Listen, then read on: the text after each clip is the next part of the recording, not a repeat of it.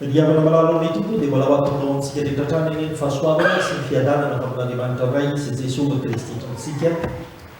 Amen. Raha nanaraka tsara ny tenin'Andriamanitra tamin'ny heriny isika riavako dia ny tantara ny nanasitanan'i Jesosy ilay vehivavy narary nandritra ny 20 taona ary tsy mahita fahasitrarana mihitsy kanefa nositran'ny tompo no fampizarana tamintsika tamin'izay. Fa amin'ity ity kosa dia ny tantaran'ilay vehivavy Kananita nananjanaka narary ary ningavin'i Jesosy an-tanany mba hanasitrana ny zanany no ifampizaraminao dia no makitoko fahadimy folo andimy faraika roapolo ka hatramin'ny andimy fahavalo roapolo izany. Nahagaga ny amako dia izao. Raha mamaky tsara, raha niaino tsara ny famakiana ny tenin'Andriamanitra teo isika amin'ny Matitoko fadimy ambin'ny folo andimy faraika roapolo ka hatramin'ny fahavalo roapolo ity dia atsapa fa ohatrany tena hafahafa be ihany ny fifandraisan'i Jesosy sy ny mpianatra tamin'ity vehivavy Kananita ity. Ny Kananita moa dia tsy jiosy araka izany ary tena fahavalon'ny jiosy aza fa nare tsara namakiana ny boky Nomery isika teo izay tompotany kanefa moa dia taony nametrahan'i Jesosy nametrahan'i Jehovah'Andriamanitra zanak'Israely tamin'izany fotoana izany. Kanefa kosa rehefa ny farana ny peripepitsika dia izao no fivakiny araka ny filazan'i Jesosy. Na dia nisy aza zavatra maromaro izay somary mifanazavana izy mianaka dia izao no lazain'i Jesosy: raha vehivavy lehibe ny filonao, tongava aminao arak'izay irinao, dia sitrana ny zanany vavy tamin'izay nosay. Ny zanany vavy io tsy voalaza fa teo, io zanany vavy io tsy miaraka taminy teo, io zanany vavy io mety narary tany amin'ny fandriana tany an-tranontany, io zanany vavy io mety tsy afaka mihetsika intsony. Fa ilay vehivavy Kananita nandeha ka nitalao teo amin'i Jesosy Kristy ary dia nifandahatra tany dia hoy Jesosy: raha vehivavy lehibe ny filonao, tongava aminao arak'izay irinao, dia sitrana ny zanany vavy tamin'izay ohatrany. Ry afaka malalaka ny tompo, ny zavatra tokony ho fantatsika dia izao: mijery ny finoantsika ny tompo, mijery ny finonao ny tompo, mijery ny finoko ny tompo, tahaka nijereny ny finoany ity vehivavy Kananita ity, ary afaka milaza zavatra maro anatin'izany ny tompo. Fa ny faniriantsika dia izao: mba ho tahaka an'izay teny nalaokan'i Jesosy Kristy tamin'ity vehivavy ity ane, no teny izay mba ho tenenin'i Jesosy Kristy amintsika ihany koa, ka mitsika izay tafavory eto dia ho teneniny tompo manao hoe: ianareo izay mino ahy, tafavory eto amin'ity efijery Quebec ity, lehibe ny fononareo, tongava aminareo arak'izay irinareo,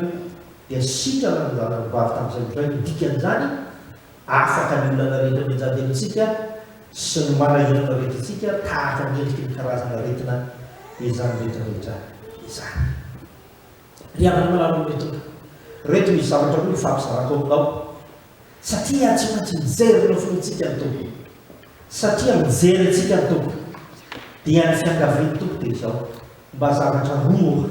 ireto manaraka reto mitoetry ny finoantsika mba ho hitan'ny tompo tahaka nyity vehivavy ity.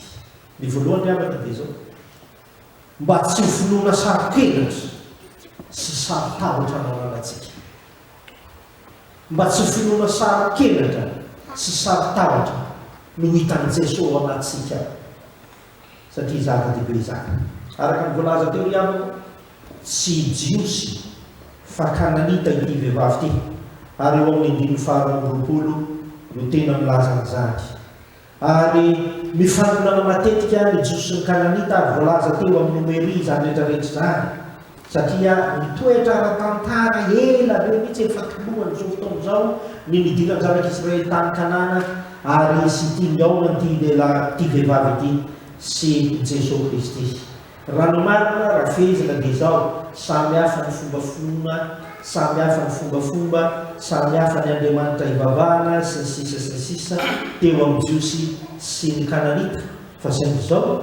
ity vehivavy ity, na dia misy azy na rehetrarehetra izany, tena izy no an'ny Jesosy izy. ary tena nino an Jesosy izy ary tsy menatra izy nampiseho ny finoany tamin'ny Kananita toa azy, tsy menatra izy nampiseho ny finoany teo amin'izay Jiosy dia ny mpianatra zany izay nanaraka ny tompo fa hoy izy taminy nanao hoe mandrafo amiko tompoko zanaky Davido ny zanaky vavy ampahorino ny deony arak'izany. Ry havana malalo amin'ny tompo, jereo tsara ny filazan'izany vehivavy zany na dia Kananita ary izy dia samy no milaza fa Jesosy Kristy ny tompony, samy no milaza ao anatin'izany fanekempinoana ataony zany fa zanaky Davidy io midika hoe zanaky Davidy raha vao mivadibadika ny Baiboly ianao midika an'izany dia izao Mesia ilay voaositra ao mpamonjy midika an'izany zany hoe raha vadikitsika kely ny fomba filaza miavaka ny filaza ity vehivavy Kananita ity dia te hilaza izy tahak'izao mandrafo amiko ianao ny tompo Andriamanitra fa ianao ny Mesia mpamonjy ny zanaky vavy matsy dia ampahorino deony dikan'izany ihany dia izao za tena milo anao Jesosy hoy ity vehivavy Kananita ity ary tsy menatra manoloana ny rehetra Jiosy reto, tsy menatra manoloana ny Kananita toa, tsy menatra manoloana ny rehetra fa ino raha marahana izany ianao no afaka mamonjy anay, ianao no afaka manafaka anay amin'izany asan'ny Satana rehetra izay mampahory azy izany. Ry havako malala, raha hoan'ny Kananita toy ity vehivavy ity no mandre izany dia misy sazo goavana sy famaizana goavana no azon'ity vehivavy ity satria samanominy any masom-bahoaka izy Andriamanitra hafa ankoatran'izay nony Kananita ka milaza ny Jesosy Kristy ny tompo sy mpamonjy Mesia zanaky Davida fa saingy tsy nahoana zany tsy nampatahotra azy zany fa nitolominy akary ary zany rehetrarehetra zany. Ary raha eo amin'izany Jiosy raha teo dia fantatsika tsara fa ny mpianatra dia nitady mihitsy ny angavy tamin'ny tompo mba handroaka azy saingy tsy nahoany ihany koa izany rehetrarehetra zany. Ry havana malalo amin'ny tompo, finoana tahakan'izany no ilain'ny Jesosy Kristy amintsika ary finoana tahakan'izany no teny vavolombelona fiangonan'i Jesosy Kristy eto Madagasikara nandritra ny efa taona manao hoe koa aza menatra ny vavolombelona tompontsika, aza menatra ny vavolombelona tomponao, aza menatra mihitsy ianao fa Jesosy Kristy mpamonjy anao ao atokantranonao ao amin'ny fomba fiainanao amin'izay any ampiasananao rehetra any ampianarana any sy ny sisa sy ny sisa indrindra ho antsika ty amin'ny tompo fireneny tompo fantatsika tsara ny zava-misy iainantsika ty raha vao resaka fivavahana kristiana zany sika saingy izao kosa no mahafana ny tompo indrindra ka antony nanondrahana anao aty navana tao anatin'ny maro nahatonga anao amin'ity fireneny ity dia izao mba tsy finoana sary-penatra na finoana sary-tahotra manoloana ny mpanakora sy ny tsimena ho amintsika. Ry havako malala, indraindray sika io manoloana ny finoana ny hafa, manoloana n'izay mety fanikanana sy ny sisa dia menatra isika ary matahotra isika ka dia manara renirano fotsiny ihany.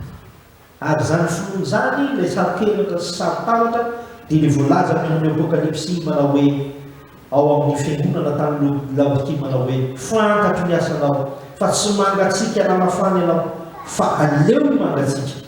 na ho mafana ianao. Ry havako malala, tsy tian'ny tompony finoana ao anatinao, ho finoana feno fisalasalana, ho finoana feno fiaratsaram-belatsy sy ny sisa sy ny sisa. Eno ane ry havako tao amin'ny Noery teo ane dia tena nisy nampatahotra sy nisy menatra ny jogo vavolombelona amin'ny fanarahan-dia fa Jehovah no Andriamanitra ka dia nanalaza ratsy fa mampatahotra sy olona ngeza be ny Filistina sy ny hafa rehetra ny Kananita rehetrarehetra ka dia tsy andresy azy mihitsy saingy nisy nanam-pinoana tao amin'ny Josoa sy ny Kaleba mba ho tahaka ny zariky ny fotsiny tahaka ny vehivavy ty averiko ny mandeha hitan'ny tompo ny finoana ao anatinao ary rehefa nomena Andriamanitra fanamahery isika fa tsy fanahoza koa ingany mba tsy finoana sary-tahotra sy tsy finoana sary-penatra no finoana ao anatisika araka izany. Izay ny voalohany. Fa ny faharoa havako dia izao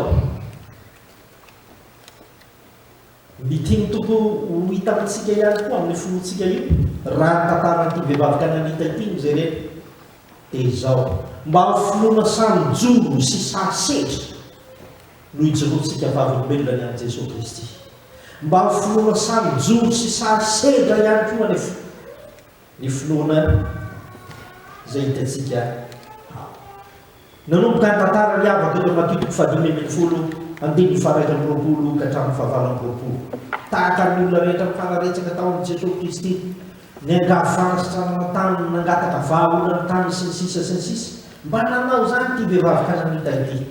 ary dia nilaza mihitsy izy fa tena mino ny Jesosy Kristy ary nitompo ireny farany dia nalaisana isika fa zao tsy nandeha ho azy zany fiangaviana matonga vehivavy zany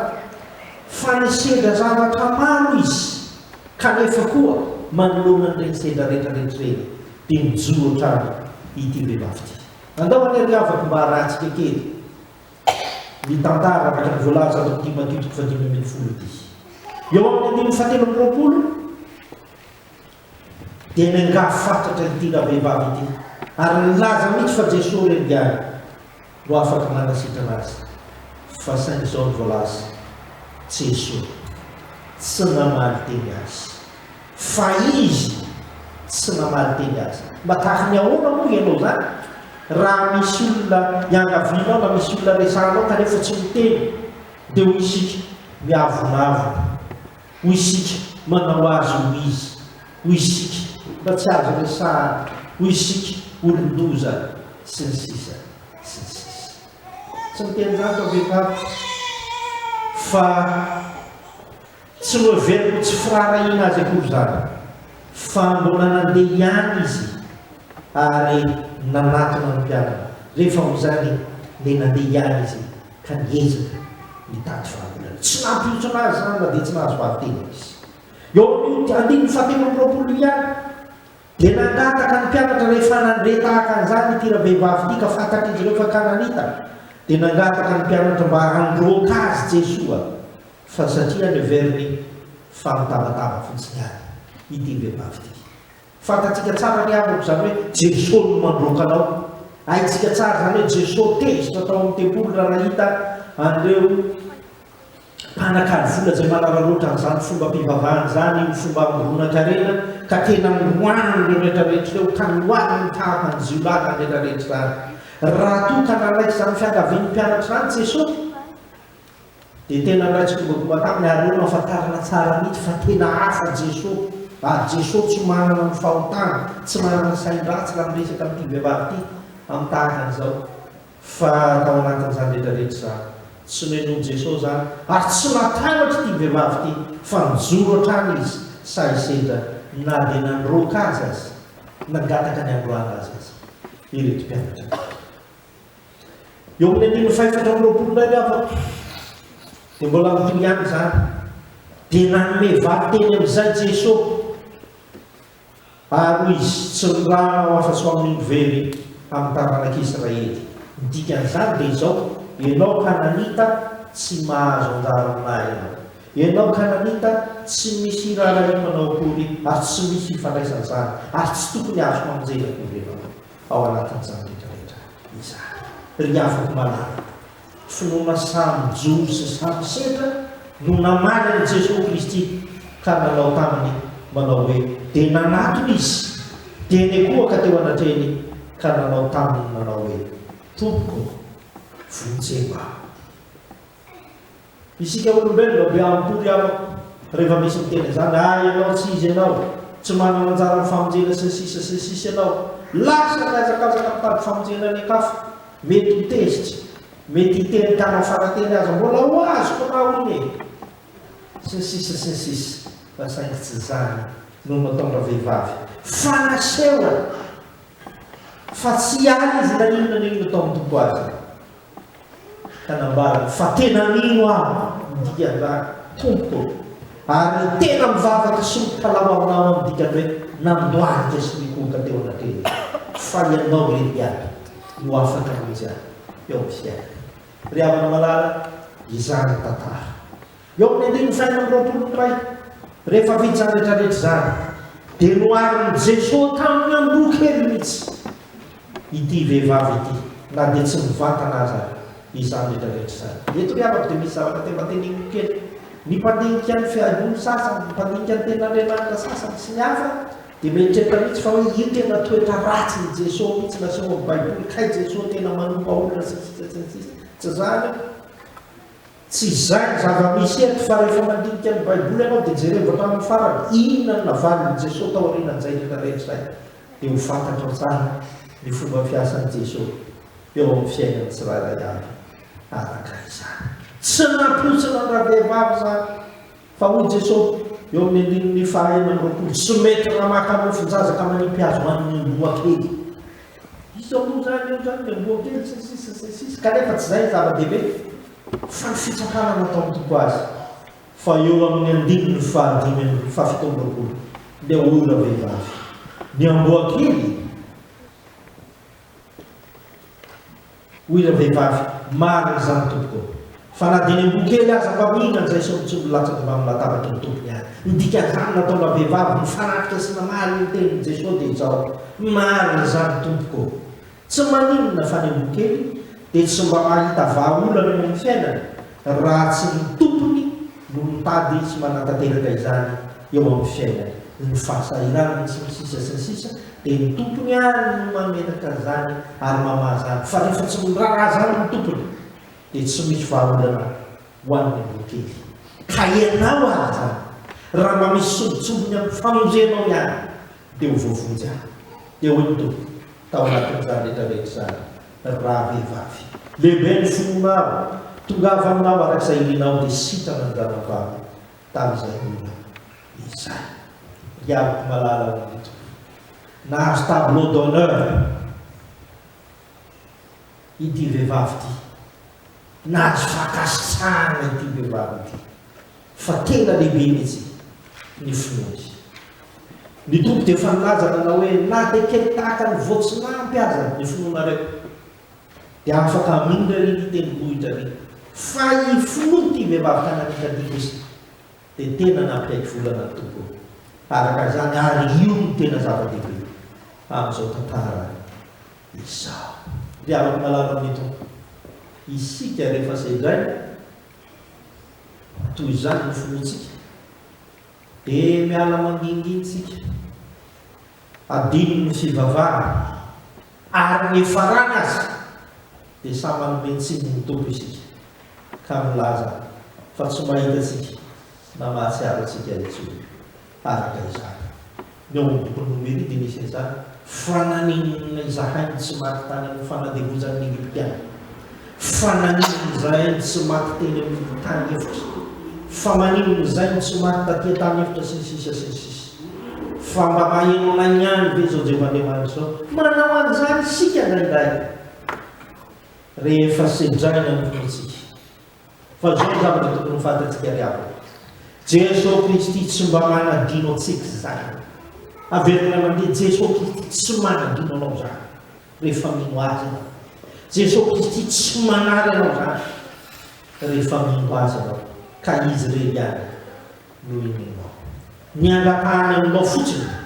mba io finoana ao anatinao tsy finoana taitaitsy, tsy finoana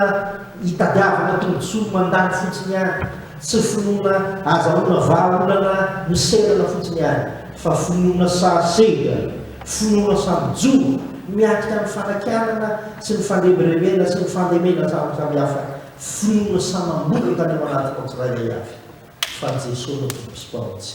ary izy reny ihany ho afaka mamonjytsika araka izany. Raha makitsaritsika teo ihany i Josoasy Kaleba tena nanana finoana tahaka an'izany ka raha nilaza reto namana nanao hoe olona ngezabe ao tsy resitsika sy ny sisa sy ny sisa ao fa anao tena tonga dia manaiky resy isika dia hoy Josoasy Kaleba tena tany tsara tare no tany andehanantsika ao Kanana tany tondra-dronosy tantely raha Jehova no momba antsika. Jesosy Kristy momba anao hoy Jesosy Kristy indro zao momba nareo mandraka mba raha-pahatonga ny fahataperan'izao tontolo izao ity amin'ity mbola tsy fahataperan'izao tontolo izao ary mbola mitoetra amin'ity an'ity sy noavinao rehetra izany tenin'Andriamanitra izany. Dia afaka malala ao amin'ny Hébreu toko 10:7 dia misy andinitsy olona masina anankiray mitaona ny finoana sy makahery ny finoana manao hoe isika tsy manana an'izay mihery ho amin'ny fahaverezana fa nanana izay mino amin'ny famonjena ny fanahy. Mba ho tahaka an'izany ko isika, tsy mba fonona mihery ho any amin'ny fahaverezana fa fonona mino ho any amin'ny famonjena tahaka ty vehivavy. Dia afaka lalo amin'ny tompo manomboka androany dia pitsiro ny fanahy masina ao anatinao mba nananao finoana tsy saro-kelatra, mba nananao finoana tsy saro-tavatra, mba nananao finoana samijoro, mba nananao finoana saro-seka fa ho tanterahany tompo aminao isan'andro isan-tsegonda isan'ora ary tsy mahakivy ary tsy mahakitraka azy ny miteny aminao manao hoe ry zanako lehibe ny finoanao, tongava aminao arak'izay renao dia hivavy koa ny olantsika rehetra sy ny manahirana antsika rehetra amin'izay olo izay. Amen.